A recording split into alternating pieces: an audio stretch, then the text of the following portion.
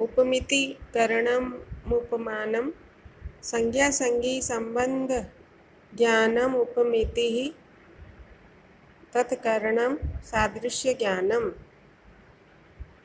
तथा हि कश्चित् गवय पदार्थम अजानन् कुतश्चित् आरण्यकपुरुषात् वो सदृशो गवय इति श्रुत्वा वनं गतो वाक्यार्थं स्मरन् गोसदृशं पिण्डं पश्यति। तदनन्तरम् असौ अयं गवयपदवाच्यः इति उपमितिः उत्पद्यते। प्रस्तुत गद्यांश अन्नम भट्ट रचित तर्क संग्रह से गृहीत है। यहाँ कहा गया उपमिति करणम उपमानम। उपमिति का करण उपमान है। उपमिति एक ज्ञान का नाम है। पूर्व में 4 प्रकार के ज्ञान कहे गए: प्रत्यक्ष ज्ञान, अनुमिति ज्ञान, उपमिति ज्ञान और शाब्द ज्ञान।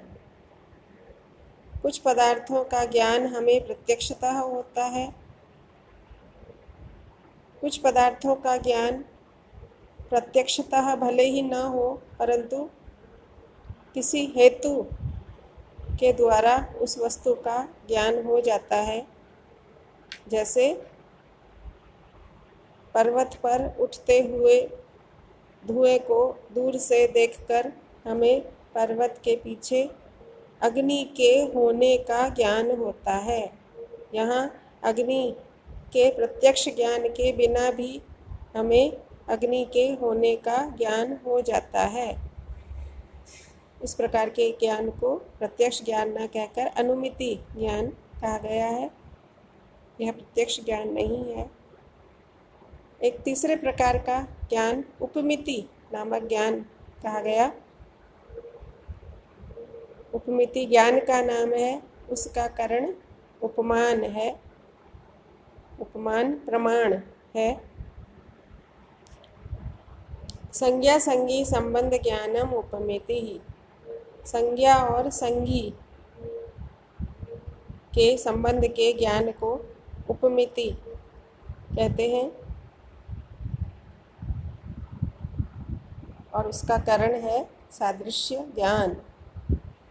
इसी को यहाँ समझाया गया है। तथा ही जैसे कि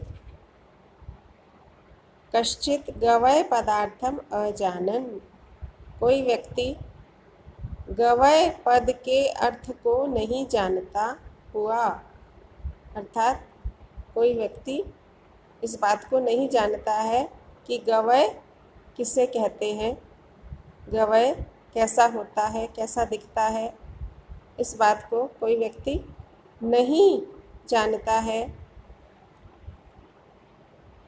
कुतश्चित् आरण्यक पुरुषात्, वह किसी वन में रहने वाले व्यक्ति से गो सदृशः गवयः इति श्रुत्वा, गाय के जैसा ही गवय होता है,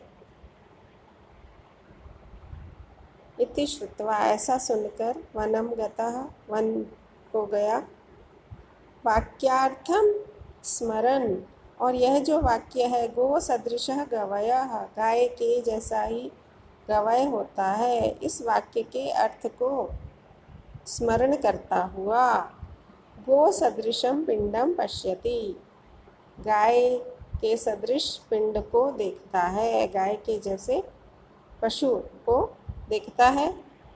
तदनंतरम, तब असौ, यह व्यक्ति, अयम गवय पद वाच्य, यह गवय पद का वाच्य है, अर्थात यह गवय है, इसी को गवय कहते हैं।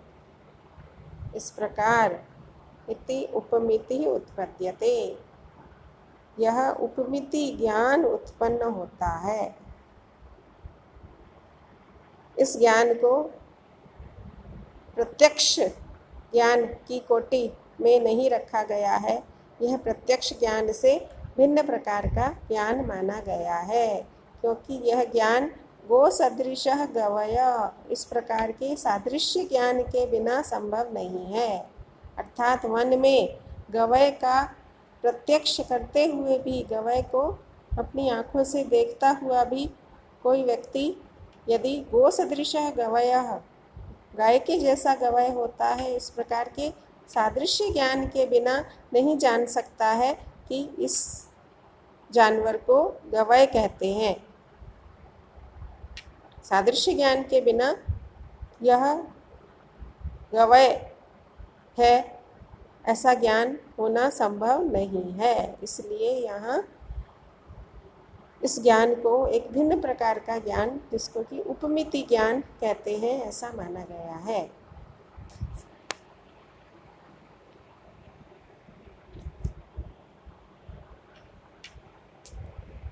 विद्यार्थियों को यह नहीं समझ में आता है तो आप पुनः इस विषय में पूछ सकते हैं। वीडियो यहाँ समाप्त होता है।